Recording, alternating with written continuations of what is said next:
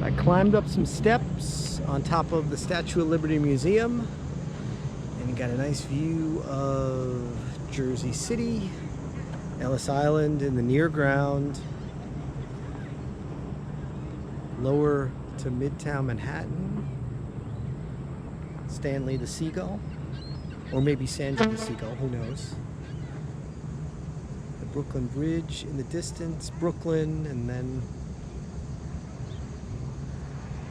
Liberty Island.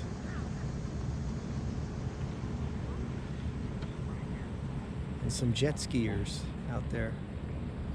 And then those are, I think that's the Elizabeth Docks. And then straight over that way is Staten Island. So we're gonna head down and get closer to the statue now.